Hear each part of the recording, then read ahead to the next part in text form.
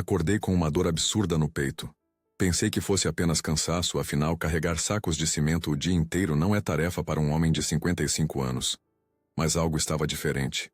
A dor irradiava para o braço esquerdo. Minha respiração ficou pesada. Tentei me levantar da cama, mas minhas pernas fraquejaram.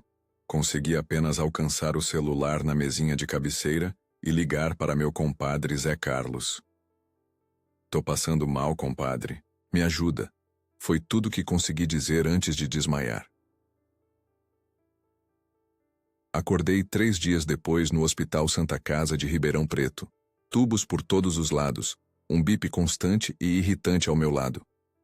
Dr. Mauro, um senhor de cabelos grisalhos e óculos pequenos, me explicou que eu havia sofrido um infarto agudo. "Foi por pouco, seu Antônio. Se seu amigo não tivesse chegado rápido, o senhor não estaria aqui conversando comigo." Fiquei 2 semanas internado. O tempo todo pensando nos meus filhos Rodrigo e Marcelo. Rodrigo, com 24 anos, já trabalhava numa empresa de informática. Marcelo, com 19, estava no primeiro ano da faculdade de administração. Desde que Marilda, minha ex-mulher, foi embora para Curitiba com aquele vendedor de seguros, criei os meninos sozinho. Não foi fácil, mas achava que tinha feito um bom trabalho. Durante a internação, eles vieram me visitar algumas vezes. Rodrigo parecia preocupado, mas sempre com pressa. Marcelo passava mais tempo no celular do que conversando comigo. Atribuí ao susto, à juventude. Eles não sabem lidar com a possibilidade de perder o pai, pensei, justificando o comportamento distante. Quando finalmente tive alta, Dr. Mauro foi categórico. "Seu Antônio, o senhor precisa de repouso absoluto por pelo menos 1 mês. Nada de trabalho pesado, nada de estresse. Remédios nos horários certos e alimentação controlada." Concordei. Contudo, a morte tinha passado perto demais e eu não queria dar outra chance a ela. Pensei com carinho na minha casinha simples no bairro Ipiranga. Imaginei que meus filhos, que moravam comigo, cuidariam de mim nesse período difícil. Afinal, quantas noites eu passei em claro quando eles estavam doentes? Quantos dias de trabalho perdi para levá-los ao médico ou às reuniões da escola? O táxi parou em frente ao portão de casa. Paguei com dificuldade, as mãos ainda trêmulas. Abri o portão, enferrujado que sempre prometi consertar e nunca tive tempo. A grama do pequeno jardim da frente estava alta. Estranho, pensei. Rodrigo sempre cortava nos finais de semana. Abri a porta com minhas chaves e o cheiro me atingiu como um soco. Comida estragada, lixo acumulado, mofo. A sala estava um caos. Pratos sujos empilhados na mesinha de centro, latas de cerveja vazias, embalagens de pizza. O sofá onde eu cochilava assistindo ao Fantástico aos domingos estava coberto de roupas sujas. "Rodrigo? Marcelo?" chamei, minha voz ainda fraca pela intubação. Silêncio. Caminhei devagar até a cozinha. Pior ainda. A pia transbordava de louça suja. A lixeira estava tão cheia que sacos extras se acumulavam ao lado. No fogão, uma panela com algo que um dia devia ter sido arroz, agora coberto por uma camada esverdeada. Subi as escadas com dificuldade, apoiando-me no corrimão. A porta do quarto de Marcelo estava fechada, mas eu podia ouvir o som de um jogo de videogame. Bati de leve. "Quem é?" A voz irritada do meu filho mais novo respondeu. "Sou eu, filho. Cheguei do hospital." Um momento de silêncio, depois o som do jogo diminuiu. A porta se abriu e Marcelo apareceu, cabelo desgrenhado, camiseta suja. "Oi, pai." Nem um abraço, nem um sorriso de alívio. Apenas aquele oi seco. "Tô em casa", falei, tentando esconder a decepção. "Cadê seu irmão?" "Saiu com a namorada nova. Disse que volta amanhã." Acenei com a cabeça, cansado demais para discutir. "Vou descansar um pouco. O médico disse que preciso de repouso." "Beleza", respondeu já fechando a porta. Entrei no meu quarto e quase chorei. A cama estava desarrumada, com lençóis que eu não reconhecia. No chão, mais roupas sujas, algumas minhas, que provavelmente pegaram do cesto de roupa suja quando as deles acabaram. No criado mudo, os porta-retratos com fotos dos meninos pequenos estavam virados para baixo, cobertos de poeira. Sentei na beira da cama, exausto, o coração apertado de uma forma que nada tinha a ver com o infarto. A casa, que eu mantive com tanto sacrifício por tantos anos, parecia um local abandonado, e meus filhos, pelos quais eu daria a vida sem pensar duas vezes, pareciam dois estranhos. Deitei na cama sem nem tirar os sapatos. Fechei os olhos e pensei. Talvez teria sido menos doloroso não ter sobrevivido. No dia seguinte, acordei com o barulho do portão. Olhei o relógio. Quase meio-dia. Rodrigo devia estar chegando. Levantei com dificuldade, tomei meus remédios e desci as escadas devagar. Meu filho mais velho entrou com uma mochila nas costas e cara de quem não dormiu. Parou surpreso quando me viu. Pai, já te deram alta? Ontem à tarde, respondi. Te mandei. Mensagem. Ele tirou o celular do bolso e franziu a testa. Acabou a bateria. Sentei no sofá, afastando algumas roupas. Precisamos conversar, filho. Rodrigo jogou a mochila no chão e cruzou os braços. Agora não dá, pai. Tô morto. Preciso dormir um pouco antes de voltar pro trabalho mais tarde. E a casa? Olha como vocês deixaram tudo. O médico disse que preciso de repouso absoluto por 1 mês. Não posso fazer esforço nem passar nervoso. Ele deu de ombros. A gente limpa depois. Relaxa. Relaxa. Vocês tiveram 2 semanas para arrumar isso aqui. Eu podia ter morrido naquele hospital e vocês estavam aqui, fazendo festa. Que exagero, pai. Você tá bem, não tá? A gente só aproveitou um pouco. É muito difícil ter a casa só pra gente. Aquilo me atingiu como um tapa. Só pra vocês? Essa casa é minha, Rodrigo. Eu construí com meu suor. Vocês moram aqui de favor.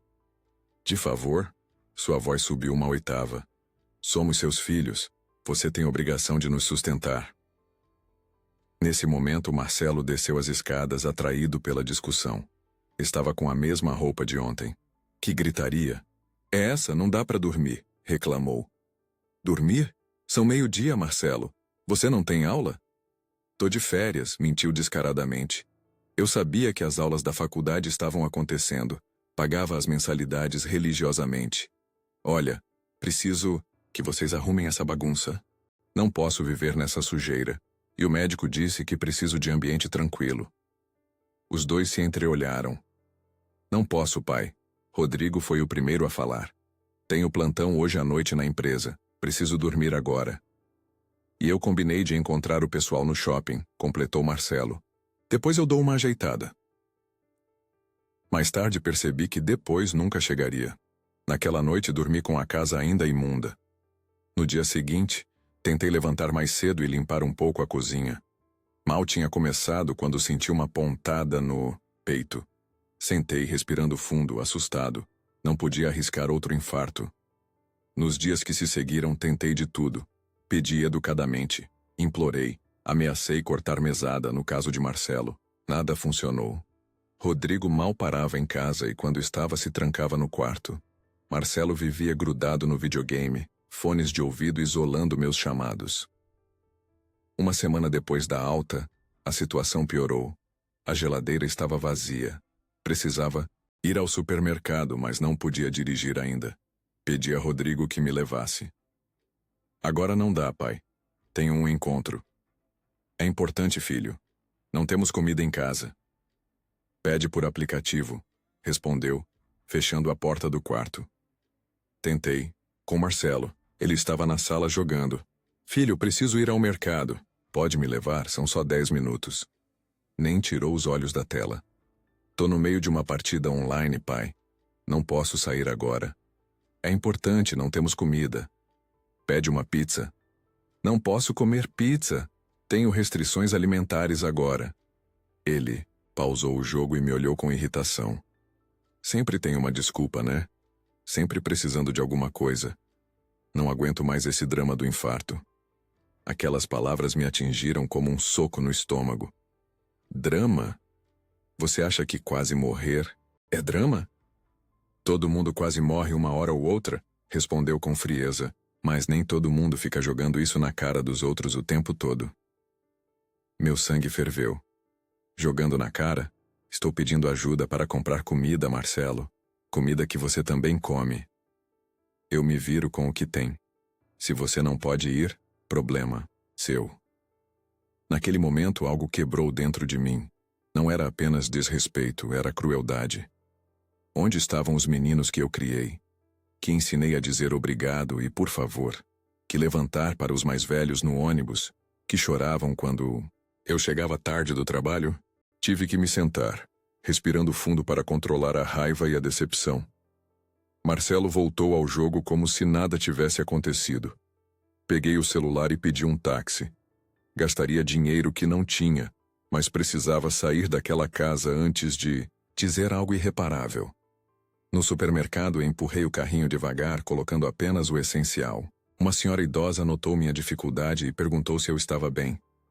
Estou me recuperando de um infarto, respondi. E veio fazer compras sozinho? Cadê sua família, meu filho? Não consegui responder. Um nó se formou na minha garganta. A senhora, percebendo meu embaraço, sorriu gentilmente e me ajudou a colocar as compras na esteira. Um estranho mostrando mais consideração que meus próprios filhos. Voltei para casa encontrando os dois na sala, jogando videogame juntos, rindo. Nem perguntaram onde eu estava. Nem ofereceram ajuda com as sacolas. Guardei as compras em silêncio, preparei um sanduíche simples e subi para meu quarto. Sentado na beira da cama, olhei para a foto da minha falecida mãe na parede. O que eu fiz de errado, mãe? Onde foi que eu errei na criação deles? Ela parecia me olhar com compreensão do porta-retratos desbotado. Naquela noite, não consegui dormir. A dor no peito voltou, mas era diferente. Não era física. Era como se meu coração estivesse sendo esmagado por um peso invisível.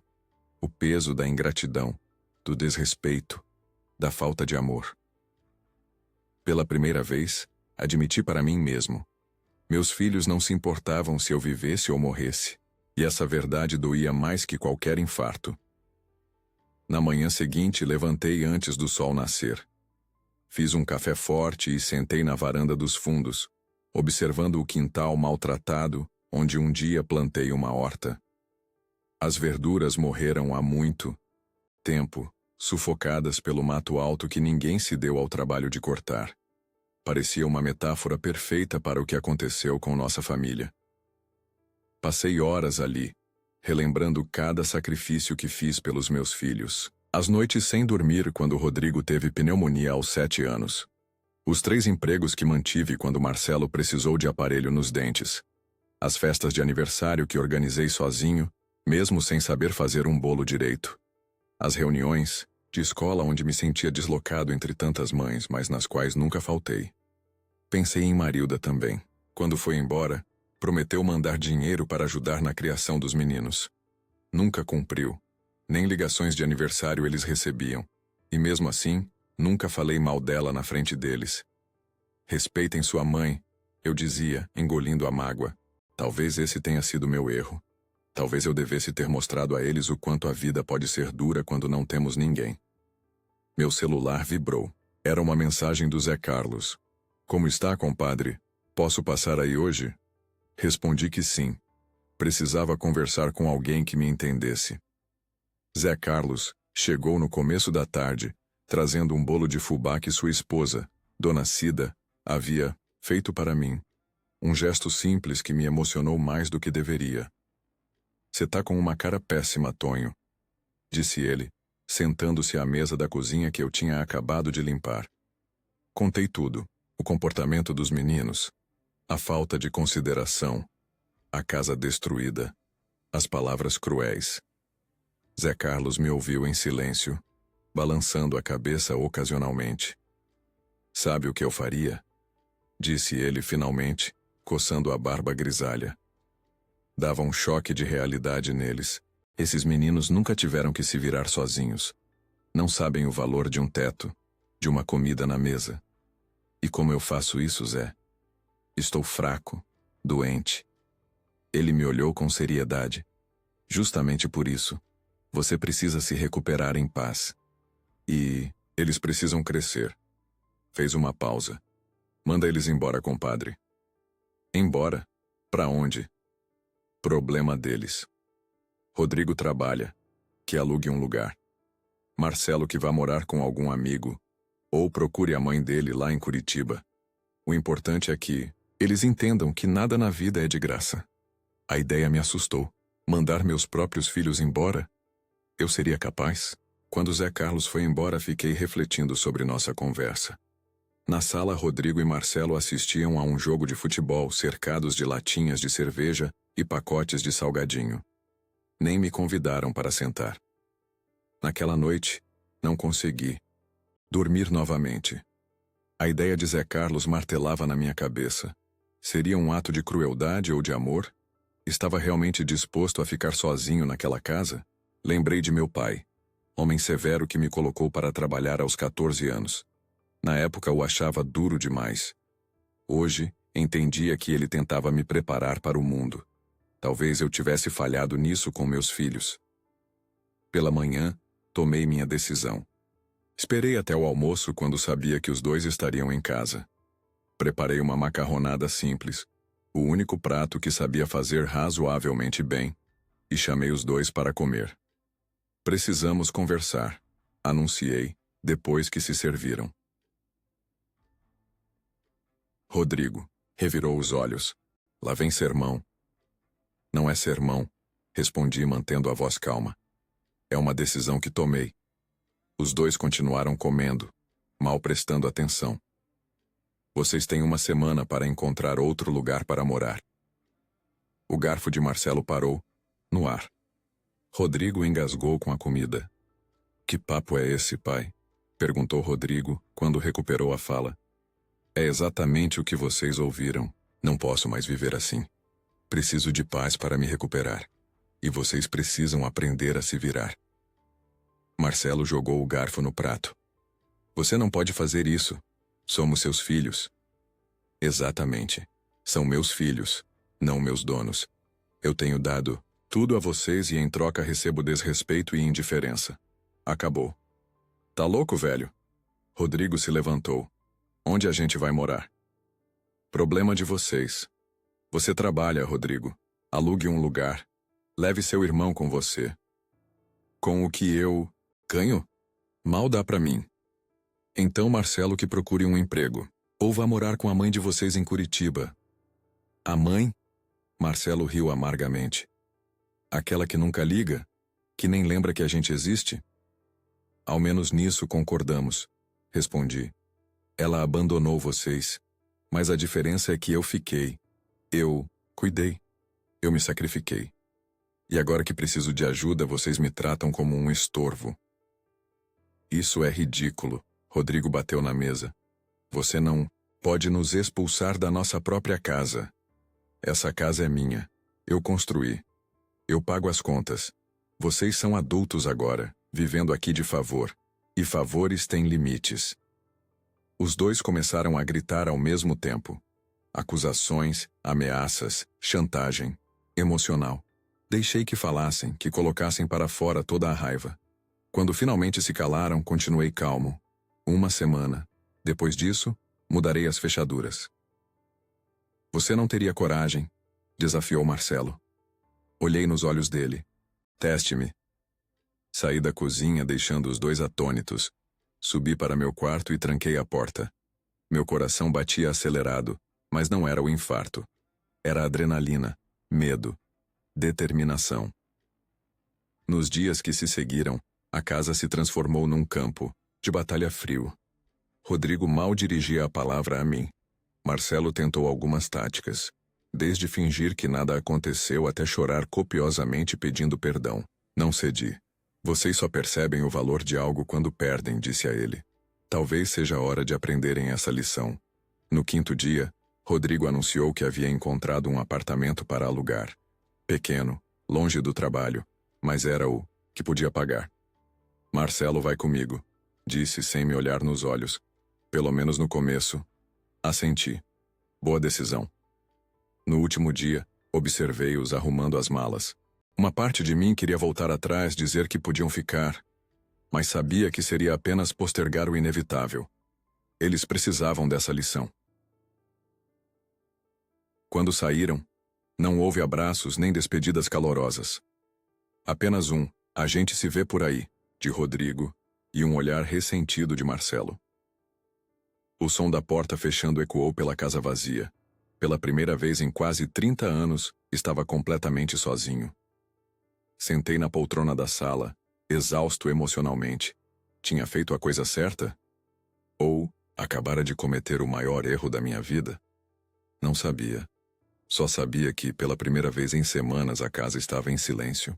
Um silêncio que doía, mas que talvez fosse necessário para que todos pudéssemos curar nossas feridas, as físicas e as invisíveis. O primeiro dia sozinho foi estranho. Acordei sobressaltado, como sempre, pronto para gritar para os meninos se levantarem, mas não havia ninguém para acordar. O silêncio era quase palpável. Preparei café apenas para mim. Uma xícara, uma colher, um pão, tudo simples, sem desperdícios. Sentei à mesa da cozinha e olhei pela janela para o quintal. Um casal de bem-te-vis fazia ninho na goiabeira. Nunca tinha notado isso antes. Lavei minha xícara e guardei. A cozinha permaneceu limpa. Nenhum prato jogado na pia, nenhuma migalha no chão. Era estranho, mas reconfortante. Tomei meus remédios e fui para a sala. Liguei a televisão no jornal do almoço e aumentei o volume sem medo de atrapalhar ninguém. Pequenos prazeres que eu havia esquecido. À tarde, recebi a visita de Dona Aparecida, minha vizinha dos últimos 15 anos. Ela trouxe uma canja de galinha feita especialmente para mim. Fiquei sabendo que seus meninos saíram de casa, disse ela, enquanto me entregava a panela ainda quente. O bairro inteiro está comentando. Não me surpreende, respondi, convidando-a a entrar. Aqui todo mundo sabe da vida de todo mundo. É verdade, ela riu sentando no sofá. Mas me conta, seu Antônio, como o senhor está se sentindo? Sozinho? Pensei um pouco antes de responder. Sabe, dona Cida, é estranho. Me sinto sozinho, sim. Mas também me sinto em paz. Ela assentiu, compreensiva. Às vezes precisamos de silêncio para ouvir nosso próprio coração, não é mesmo? Conversamos, por quase 1 hora, sobre a vida, sobre filhos. Ela tinha 3, todos casados e morando em outras cidades, sobre envelhecer. Quando ela foi embora, percebi que tinha sido a conversa mais agradável que tive em semanas. Nos dias seguintes estabeleci uma rotina. Acordava cedo, tomava meus remédios, caminhava um pouco pelo quintal como o médico recomendou. Depois, lia o jornal que seu Juvenal, o jornaleiro, deixava na minha porta. À tarde assistia minhas novelas sem ninguém para zombar de mim. A casa foi lentamente recuperando sua dignidade. Limpei o que podia, respeitando minhas limitações físicas. Arrumei meu quarto, troquei os lençóis, coloquei as fotos dos meninos de volta no criado mudo, mas viradas para mim agora, não para a porta como se esperasse que eles entrassem a qualquer momento. Na primeira semana, o telefone tocou algumas vezes. Era sempre Zé Carlos, preocupado. Como você está, compadre? Estou bem, Zé. Melhor a cada dia. Os meninos ligaram? Não ainda, mas vão ligar. Eles só precisam de tempo. Não sabia se acreditava nisso, mas precisava dizer em voz alta para convencer a mim mesmo. Na segunda semana, a solidão começou. Apesar. As noites eram especialmente difíceis. O silêncio que antes era bem-vindo tornava-se opressivo depois que o sol se punha. Ligava a televisão só para ter algum barulho de fundo. Às vezes me pegava falando sozinho, comentando as notícias como costumava fazer com Rodrigo. Recebi algumas ligações de números desconhecidos que não atendi. Imaginei que pudessem ser os meninos usando telefones de amigos, mas não estava pronto para ceder tão fácil. Se quisessem falar comigo, teriam que ser diretos. No domingo da terceira semana, estava almoçando sozinho quando bateram à porta. Meu coração acelerou. Seria um dos meninos? Abri com expectativa, mas era apenas o entregador de panfletos do mercadinho. O senhor está bem? Perguntou o rapaz, notando minha expressão desapontada. Estou, filho. Obrigado por perguntar. Aquela simples pergunta de um estranho me fez perceber como estava carente de conexão humana. Naquela tarde liguei para minha irmã Lourdes, que morava em Campinas. Não nos falávamos há meses. Tonho, o que aconteceu? Alguém morreu? Não, Lourdes. Só queria conversar um pouco. Contei sobre meu infarto, sobre os meninos. Ela ficou indignada. Que absurdo! Depois de tudo que você fez por eles. Quer que eu vá aí ficar uns dias com você? Não precisa, mana. Estou me adaptando. E para ser sincero, estou até gostando de ter meu espaço. Era parcialmente verdade. A casa estava mais organizada do que nunca. As contas mais baixas. O único barulho era o que eu mesmo fazia. Podia dormir e acordar nos horários que quisesse, assistir o que me agradasse na TV. A geladeira tinha apenas alimentos saudáveis, como o médico recomendou. Mas às vezes, pegava-me olhando para a porta, esperando ouvir a chave girando. Ou passando em frente aos quartos vazios dos meninos, lembrando quando eram pequenos e me chamavam para espantar monstros debaixo da cama. Uma noite, entrei no quarto de Marcelo. Ainda tinha o cheiro dele. Uma mistura de desodorante barato e aquele odor particular que mães e pais reconhecem mesmo de olhos fechados. Sentei na cama, olhando para os pôsteres de bandas que ele colou na parede. Tinha deixado tanta coisa para trás. Será que voltaria para buscar? No quarto de Rodrigo, a organização contrastava com o caos do irmão. Livros enfileirados, a cama feita, surpresa, algumas roupas dobradas que não couberam na mala. Em cima da escrivaninha, encontrei um porta-retrato que não conhecia. Era uma foto antiga de quando Rodrigo tinha uns 10 anos. Estávamos os dois na praia de Santos construindo um castelo de areia. Eu sorria para a câmera, orgulhoso. Ele olhava para mim com admiração. Quando aquele olhar tinha mudado? Em que momento o orgulho se transformou em decepção? Coloquei o porta-retrato de volta e saí, fechando a porta. Não voltaria a entrar nos quartos deles.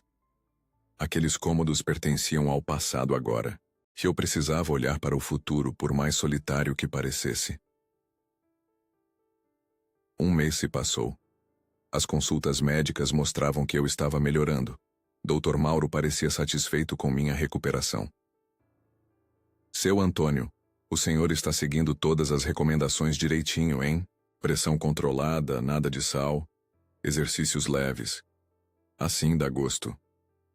Não contei que parte da minha melhora se devia à ausência de estresse em casa. Como explicar a um médico que expulsar os próprios filhos foi terapêutico? Ele pensaria que sou um monstro.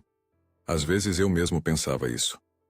Nas noites de insônia, que ainda eram frequentes, me questionava se tinha sido muito duro. Talvez pudesse ter tentado conversar mais, explicar melhor o que sentia. Talvez o ultimato tivesse sido precipitado. Mas então, lembrava das palavras cruéis de Marcelo, da indiferença de Rodrigo, e a dúvida se dissipava. Eles precisavam dessa lição. Em um sábado à tarde estava podando as roseiras do jardim da frente, atividade que Dr. Mauro finalmente me autorizou a fazer, quando um carro desconhecido parou em frente à casa. Era um Uber. De dentro dele saiu uma mulher que não via há anos, Marilda, minha ex-esposa e mãe dos meus filhos. O tempo não tinha sido generoso com ela. Os cabelos, antes pretos e brilhantes, estavam ralos e grisalhos. O rosto, que um dia considerei bonito, mostrava marcas profundas de expressão.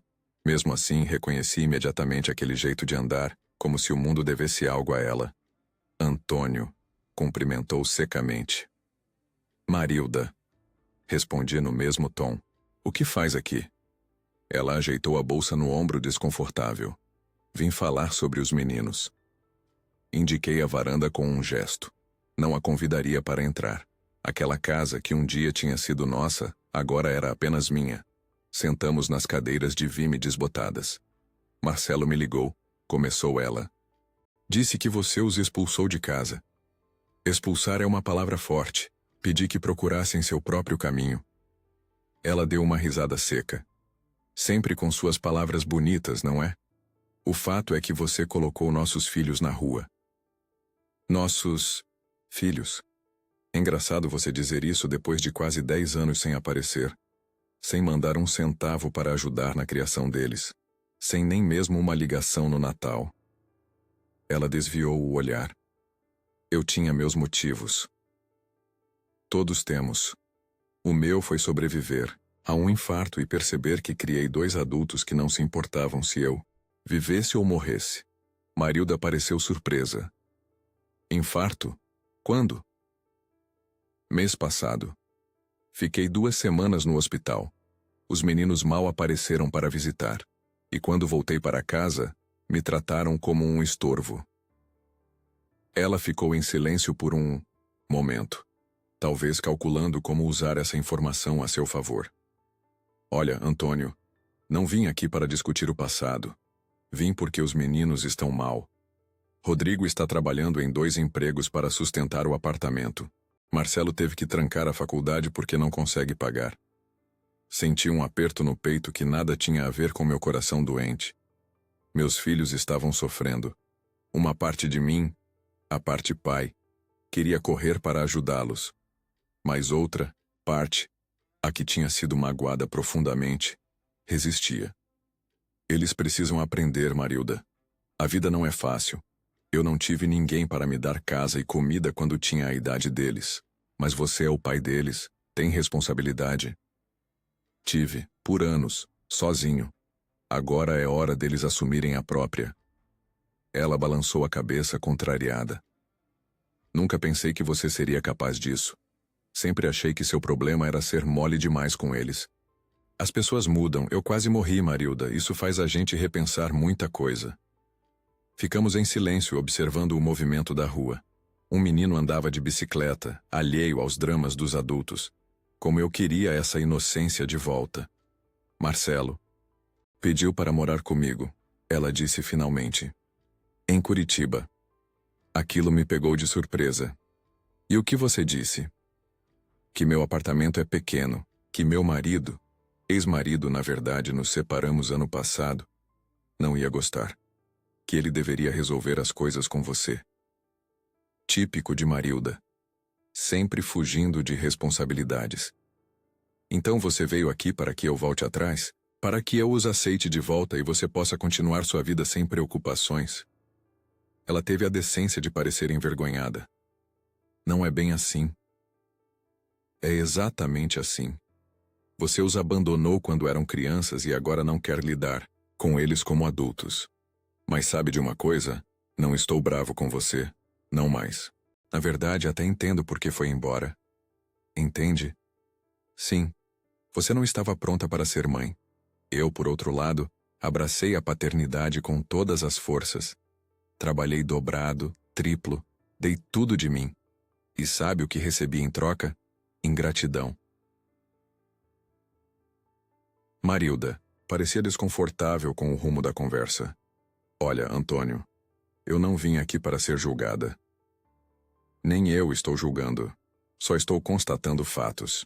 Você os abandonou fisicamente. Eu talvez tenha falhado de outra forma. Mimando demais, não estabelecendo limites. O resultado são 2 jovens adultos que acham que o mundo lhes deve algo. Ela se levantou, ajeitando a saia. Então você não vai voltar atrás? Não vai ajudá-los? Refleti por um momento. Não disse isso. A porta está aberta, Marilda. Mas com condições agora. Respeito. Contribuição. Consideração. Se aceitarem isso, podem voltar. Se não, que sigam seu caminho. Ela assentiu, pegando a bolsa. Vou dizer a eles. Antes de ir embora, parou e me olhou com algo que parecia... Seria admiração? Você mudou, Antônio. Antigamente eu te manipulava facilmente. Como disse, quase morrer muda nossas perspectivas. Ela entrou no Uber e foi embora, deixando no ar um leve perfume de arrependimento. Dela ou meu, não saberia dizer. Naquela noite, sentado na varanda com uma xícara de chá de camomila, observei as estrelas. O céu estava excepcionalmente limpo. Pensei nos meninos. Estariam bem? Comendo direito? Sentindo minha falta como eu sentia a deles? Pela primeira vez desde que saíram, chorei. Não de raiva ou frustração, mas de saudade, de amor. Porque, apesar de tudo, eles eram meus filhos, meu sangue. E eu daria a vida por eles, mesmo que eles não fizessem o mesmo por mim. 6 semanas depois da saída dos meninos, acordei com o som da chuva batendo na janela. Uma tempestade de verão tinha chegado durante a madrugada. Levantei devagar. Os movimentos já não doíam como antes, e fui preparar meu café. A campainha tocou quando eu terminava de lavar a xícara. Estranho, pensei. Quem sairia com esse temporal? Abri a porta e fiquei paralisado por um segundo. Marcelo estava parado na varanda, ensopado da cabeça aos pés. Tinha apenas uma mochila velha nas costas. Seus olhos, meus olhos, na verdade, herdados de mim, estavam vermelhos. Não consegui definir se era cansaço ou se tinha chorado. Posso entrar, pai? Abri mais a porta, sem dizer nada. Ele entrou, deixando um rastro de água pelo caminho. Espera aqui, falei, indo buscar uma toalha. Quando voltei, ele ainda estava no mesmo lugar, olhando para o chão como um cachorro perdido. Entreguei a toalha e ele começou a se secar. Você está sozinho? Onde está seu irmão? Rodrigo continua no apartamento. Arranjou um colega de trabalho para dividir o aluguel. E você, veio de Curitiba? Ele pareceu confuso. Curitiba? Sua mãe me disse que você queria ir morar com ela. Ah, isso. Ele deu um sorriso triste. Ela não me aceitou. Disse que não tinha espaço, que a vida dela já estava organizada. Típico, né? Senti uma pontada de raiva de Marilda, mas também de compaixão pelo meu filho. Conhecia bem essa rejeição. Você pode tomar um banho quente e colocar roupas secas. Ainda tem algumas peças suas no quarto. Ele assentiu, grato, e subiu as escadas. Enquanto esperava, preparei um café reforçado e separei algumas fatias de pão. Marcelo voltou 20 minutos depois, vestindo uma camiseta velha e uns shorts que mal serviam. Tinha emagrecido. Senta, filho, come alguma coisa. Ele se sentou, à mesa da cozinha, o mesmo lugar onde tivemos nossa última discussão. Comeu com voracidade, como se não visse comida há dias. Talvez não visse mesmo. Como você veio? Perguntei quando ele terminou a segunda xícara de café. De ônibus. Saí do apartamento ontem à noite. Rodrigo e eu brigamos. Por quê? Ele acha que devíamos pedir sua ajuda. Eu achava que não. Que devíamos nos virar sozinhos, provar que conseguimos. E o que mudou? Ele olhou para as próprias mãos que tremiam levemente. Percebi que não consigo. Perdi o semestre na faculdade. Não encontro emprego. O dinheiro acabou. E Rodrigo está trabalhando tanto que mal o vejo. Ficamos em silêncio, apenas o som da chuva preenchendo o ambiente. Eu sabia que deveria dizer algo, mas queria que ele falasse primeiro, que colocasse para fora o que estava sentindo. Eu fui um idiota, pai, ele finalmente disse, a voz embargada. Um completo idiota. Você quase morreu e eu só pensava em mim, no meu jogo, nas minhas coisas. Uma lágrima escorreu pelo seu rosto seguida de outra. Não as enxugou. Eu sinto muito, de verdade. Não percebi o quanto você fazia por nós até ter que fazer tudo sozinho. Lavar roupa, cozinhar, limpar e ainda estudar, procurar emprego. É impossível. Não é impossível, respondi calmamente. Eu fiz isso por anos, sozinho, com 2 filhos pequenos. Ele assentiu envergonhado. Eu sei, e nunca agradecemos. Nunca percebemos. Inclinei-me sobre a mesa e coloquei minha mão sobre a dele. Por que você voltou, Marcelo? Seja sincero. Ele respirou fundo. Porque não tenho para onde ir. Porque estou desesperado. Doeu ouvir, mas apreciei a honestidade. Só por isso? Não, ele admitiu após um momento. Também porque sinto sua falta, da casa, da comida, da família. Apertei sua mão. Eu também sinto falta de vocês. Todos os dias. Então, posso ficar? A pergunta saiu como um sussurro. Pode, mas com condições. Seus olhos se ergueram atentos. Primeiro, respeito. Não apenas palavras, mas ações. Segundo, contribuição. Você vai ajudar nas tarefas domésticas. Lavar, passar, cozinhar, limpar, sem discussão. Terceiro, estudo ou trabalho. Não vou sustentar vagabundo. Não sou vagabundo, ele protestou levemente. Então prove. Volte à faculdade no próximo semestre. Até lá, arranje um emprego, qualquer um, mas faça algo útil com seu tempo. E quanto ao aluguel? Por enquanto não vou cobrar, mas quero ver esforço, Marcelo, comprometimento. E se recair no comportamento antigo, vai embora de novo, sem discussão. Ele concordou com a cabeça. É justo. Tem mais uma coisa, lhe acrescentei. Quero que você ligue para seu irmão, diga que está aqui, que está bem. O Rodrigo não vai voltar, pai. Ele é orgulhoso demais. Talvez. Mas a porta está aberta para ele também, com as mesmas condições. Marcelo prometeu ligar depois. Terminamos o café em um silêncio mais confortável agora. O som da chuva criando uma trilha sonora perfeita para nosso recomeço. Mais tarde ajudei-o a arrumar o quarto. Estendi lençóis limpos na cama, abri as janelas para ventilar. Ele organizou o pouco que tinha trazido na mochila. Por que você guardou minhas coisas? Perguntou, notando que nada tinha sido jogado fora. Porque são suas, respondi simplesmente. E porque, no fundo, eu esperava que você voltasse. Ele sorriu, o primeiro sorriso genuíno em muito tempo. Obrigado, pai. Naquela noite, jantamos, juntos na mesa da cozinha. Marcelo tinha preparado um macarrão instantâneo, a única coisa que sabia fazer. Estava horrível, mas comi tudo sem reclamar. Amanhã vou te ensinar a fazer um macarrão de verdade, eu os prometi. Você sabe cozinhar? Desde quando? Desde sempre. Só deixava vocês pensarem que não para não ter que fazer tudo sozinho. Ele riu surpreso. Você é cheio de surpresas, pai. A vida é cheia de surpresas, filho. Algumas boas, algumas ruins. O importante é como lidamos com elas. Depois do jantar, sentamos na sala para assistir ao jornal. Como nos velhos tempos, mas diferente. Havia um novo respeito no ar. Uma nova compreensão. Quando foi dormir, Marcelo parou na porta do seu quarto. Acha que algum dia voltaremos a ser como antes? Uma família de verdade? Pensei antes de responder. Não. Não voltaremos a ser como antes. Vi seu rosto cair. Seremos melhores. Ele sorriu, aliviado, e fechou a porta. Fiquei acordado até tarde pensando em tudo que tinha acontecido.